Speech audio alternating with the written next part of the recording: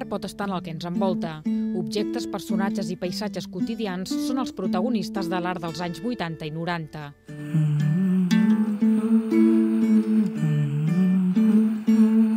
En aquest moment tot és possible per transmetre vivències personals de manera instantània. L'exposició 1970-2001 permet veure a través d'un centenar d'obres, entre acrílics, escultures de fusta, instal·lacions i peces de diferents materials, com diversos artistes són capaços de mostrar una realitat emocional i expressiva d'allò més pròxim amb objectes totalment reconeixibles.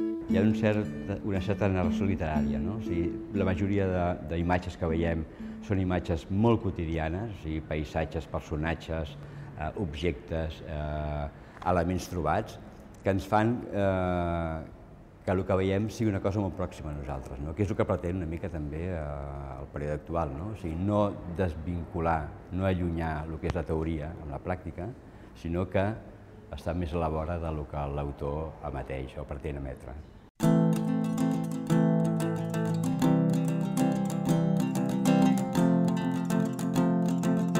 En total són 70 artistes que representen les tendències artístiques de la segona meitat del segle XX, com ara Gordillo, Tàpies, Brossa, Plensa o Barceló, entre d'altres, i sense oblidar la fotografia.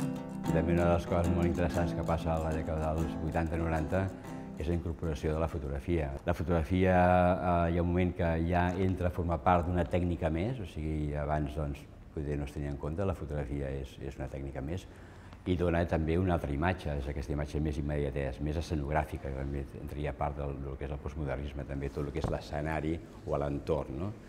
Hi ha fotografia i fotografies de diferents àmbits, una fotografia més escenogràfica, però també hi ha fotografies més de documentació o de caràcter més social, que són 4 peces de García Alix, que també remeten a aquest món molt quotidià, no? Aquesta és la segona part de la col·lecció de l'empresari Josep Sunyol, considerada una de les més importants de les que es troben a Catalunya per la seva qualitat.